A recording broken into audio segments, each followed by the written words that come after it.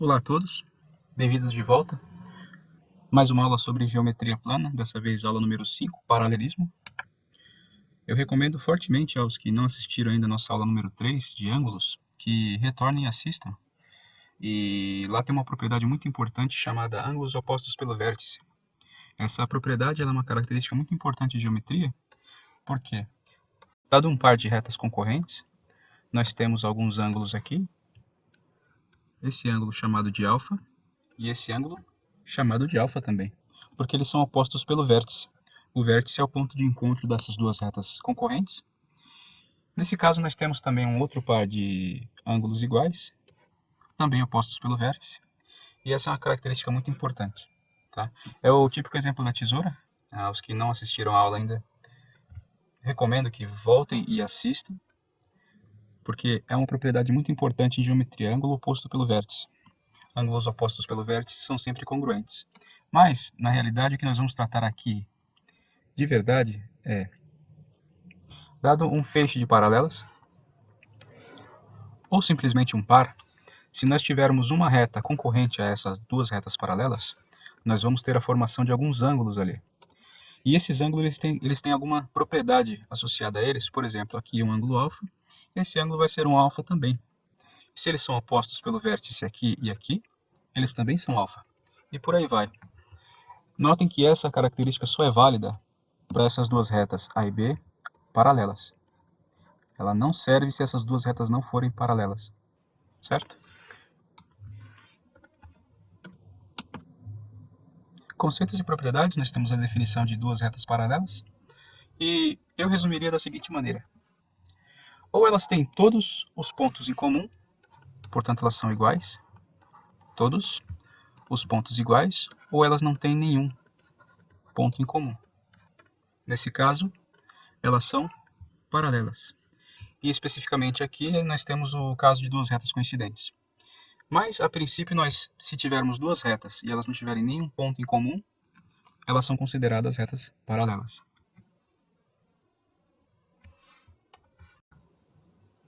Então, nós temos aqui algumas nomenclaturas. Eu recomendo que pausem o vídeo para ter uma ideia melhor do que se tratam esses ângulos aqui. E aqui nós temos alguns conceitos e propriedades muito importantes, principalmente nessa caixa aqui que eu vou destacar aqui embaixo, a nomenclatura desses ângulos. Eu recomendo que pausem o vídeo para dar uma olhada com mais calma, mas o que nós temos aqui é uma nomenclatura muito específica desses ângulos, que basicamente são alternos, são correspondentes ou são colaterais. E nós temos aqui os pares de ângulos que eles têm essa característica em comum.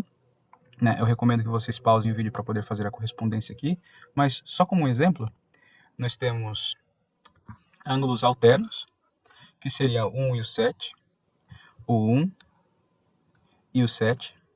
Eu vou dar esse exemplo da direita com as duas retas A e B paralelas para ficar mais simples de visualizar. Mas nós temos o 1 e o 7 como ângulos alternos. Nós temos também o 2 e o 8, certo? Eles são alternos nesse caso. Nós temos também o 3 e o 5, eles são alternos. E nós temos também o 4 e o 6. O 4 e o 6. Eles são alternos porque eles se alternam entre um lado e outro da reta transversal. Eles podem ser alternos externos ou internos. E nós vamos detalhar isso daí com mais calma, mas simplesmente pausem o vídeo e deem uma olhada quais seriam os ângulos alternos, correspondentes e colaterais de acordo com essa caixa aqui, que eu vou destacar para vocês.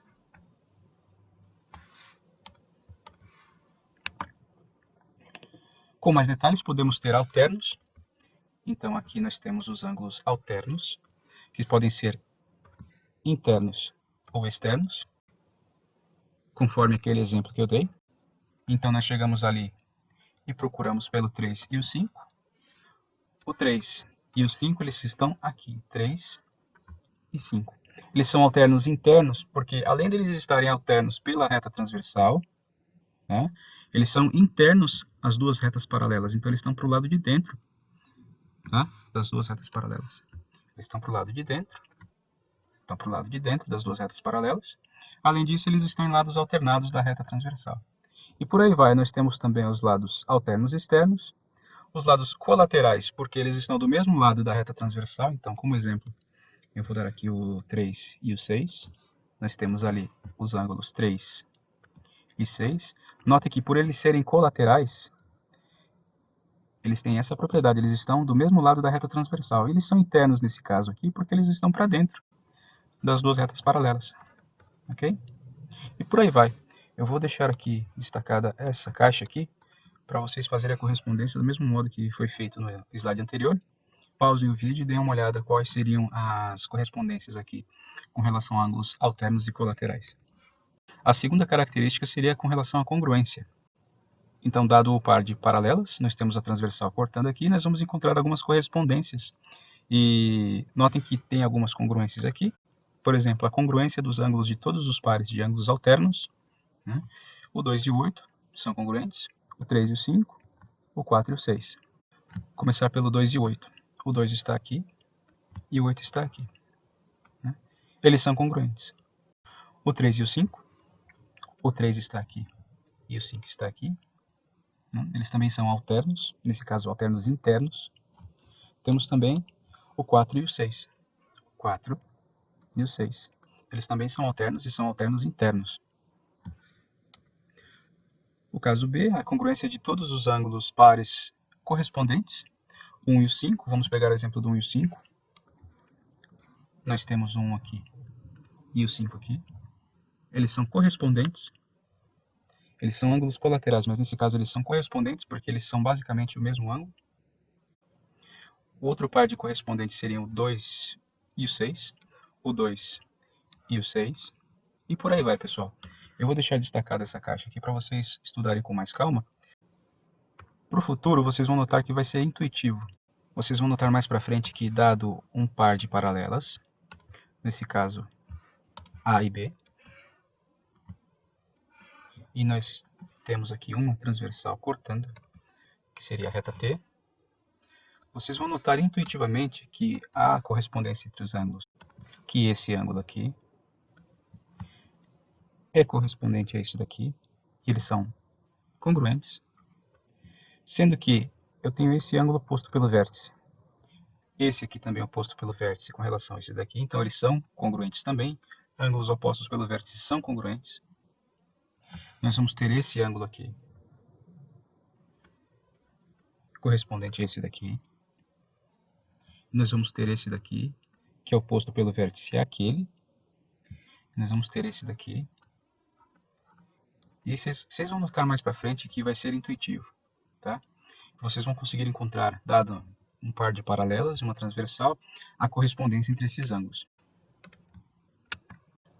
E com isso vocês conseguem provar também a existência da paralela, porque se vocês tiverem esses ângulos aqui, o beta e o alfa iguais, alfa congruente a beta, vocês conseguem provar que a reta A é paralela a B, porque nós temos uma transversal e elas formam ângulos alternos internos congruentes. Por consequência, vocês vão ter as duas retas A e B paralelas entre si. É uma propriedade que auxilia vocês a provarem que, dado um par de retas, nós temos uma transversal, os alternos internos são congruentes, portanto, A paralela a B. Se duas retas paralelas distintas interceptam uma transversal, então os ângulos alternos ou os ângulos correspondentes são congruentes. Nós temos essas duas retas paralelas, A e B.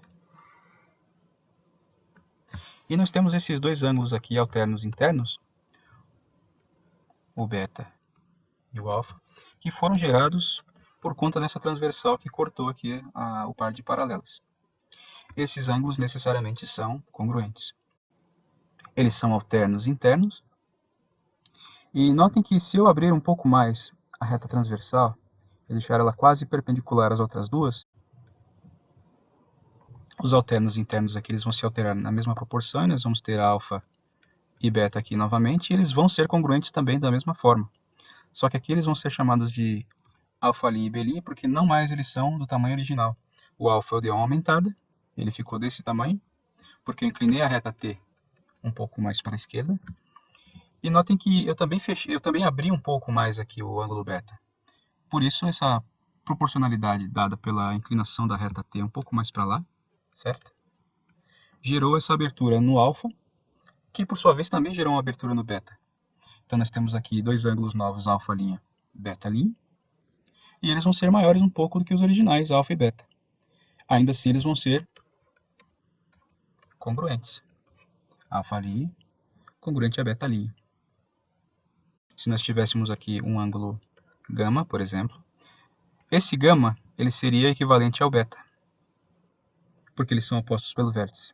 Consequentemente, o gama também seria congruente ao alfa, porque eles são ângulos correspondentes, né?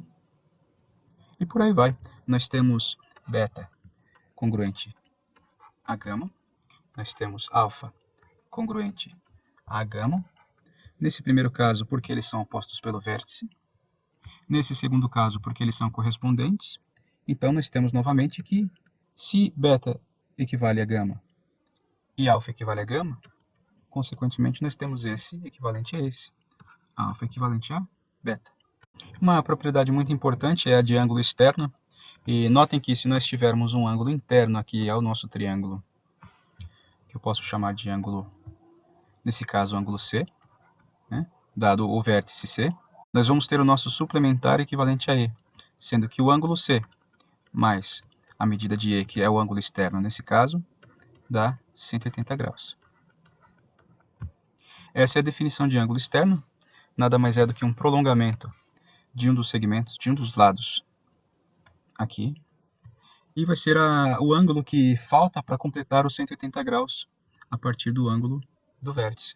E vocês também conseguem achar uma propriedade muito importante através dessas características de ângulos alternos, correspondentes, que é a seguinte: que se vocês têm esse ângulo externo aqui, ele vai ser a soma desses outros dois aqui. Vou chamar de alfa, beta, do A e do B. Sendo que, vamos supor que nós tenhamos um segundo ponto, o ponto D, aqui, certo? Esse daqui vai ser o nosso ponto D. E nós vamos ter uma reta que cruza o C e o D, sendo que AB é paralelo a CD. Vou colocar uma reta aqui, só para nos auxiliar a visualização. Certo? Nós temos AB paralelo a CD, sendo que nós vamos formar um alfa, que é o A, e o beta, que é o B, que já estão aqui. Vamos ver como é que a gente consegue solucionar esse problema falando que alfa mais beta é igual a E. Nós temos essa medida aqui do alfa, que corresponde ao alterno interno aqui, alfa. Notem que o alfa aqui é alterno interno aqui. Notemos que nós temos um ângulo correspondente ao beta do lado de fora aqui. Beta aqui. E notem que nós temos, por consequência, o ângulo E aqui. Com isso, nós provamos que o E, o ângulo externo, vai ser congruente a alfa mais beta, que é o que essa propriedade aqui está dizendo. Ok? Através dessas propriedades de ângulos alternos, internos, correspondentes e por aí vai, nós conseguimos provar alguns teoremas muito importantes no estudo de ângulos. Por isso que é importante nós sabermos essa propriedade. Ok? Vamos imaginar que nós já tenhamos provado o teorema anterior e que nós temos aqui, então, os ângulos alfa e beta, e nós já sabemos que o ângulo E é igual a alfa mais beta. Ok? Nós vamos ter esse terceiro ângulo aqui que eu vou chamar de gama. Né? E notem que ali a gente já tem um ângulo raso. Aqui a gente já tem um ângulo de 180 graus no total aqui. Então esse total já vai ser 180 graus.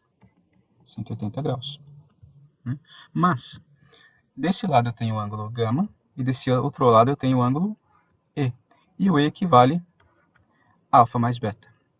Se eu somar o gama mais o E, resulta em 180 graus, que é o que visualmente a gente enxerga aqui embaixo.